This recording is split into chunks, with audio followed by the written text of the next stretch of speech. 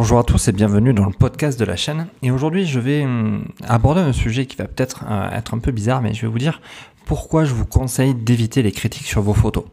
Oui, le sujet est un peu bizarre parce que finalement, vous allez me dire, mais pour progresser, j'ai besoin de critiques, j'ai besoin de retours sur vos photos.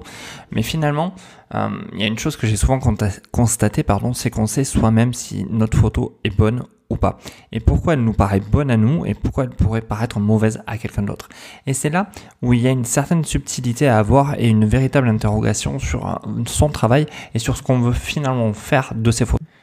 Car finalement, si vous faites des photos juste pour vous, juste des photos de famille, des portraits de vos enfants ou autres, est-il vraiment nécessaire d'aller les proposer à quelqu'un qui en fasse une critique? Parce qu'il ne sera pas du tout touché par l'émotion qu'il peut y avoir dans votre photo, parce que finalement, cette émotion est issue de vos enfants, est issue de l'instant, de ce que vous avez vécu. Elle représente plus une image abstraite du moment vécu qu'une photo en elle-même brute qui transmet une émotion. Il va falloir, pour ressentir cette photo, être là dans cette journée. Il n'y a que votre femme, il n'y a que votre mari, il n'y a que tonton, tati, papy, mamie qui peuvent vraiment comprendre ce que veut dire cette photo. Donc, est-il vraiment nécessaire d'aller demander une critique? Moi, je ne pense que non. Et si vous voulez vraiment une critique, on va dire sur un portrait, on va parler vraiment du photographe qui fait du portrait, qui fait de la retouche, qui travaille vraiment en profondeur dans cette photo, ciblez et demandez vraiment une critique précise. Que pensez-vous de la retouche? Est-ce que vous pensez qu'au niveau du dodge and burn, je suis bon, pas bon? Est-ce que vous pensez que ma position de lumière est bonne ou pas bonne?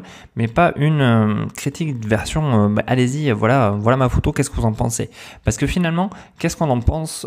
Beaucoup de gens s'en foutent, ne ressentiront jamais ce que vous ressentez et ne pourront pas finalement être de vrais critiqueurs, on va dire, constructifs. Ils sauront simplement détacher l'émotion, ils verront un résultat qui ne correspond à rien pour eux et finalement ils vont vous pourrir la vie plutôt qu'autre chose.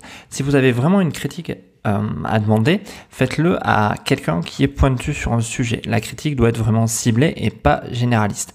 Si c'est pour faire des portraits de votre famille, de vos enfants, &co, moi je dis ok, mais gardez-les pour vous. N'allez pas forcément demander une critique là-dessus parce que ça n'a aucun intérêt. Si vous avez par exemple des photos qui vous sont personnelles, comprenez que c'est l'émotion que vous avez mis au moment où vous avez pris cette photo et ce que vous viviez à ce moment-là qui est plus important en fait finalement que la critique en elle-même. Votre photo peut être ratée, mais pour vous ça peut être la plus belle photo du monde parce que c'est votre enfant, c'est votre femme, c'est votre chien, c'est ce que vous voulez.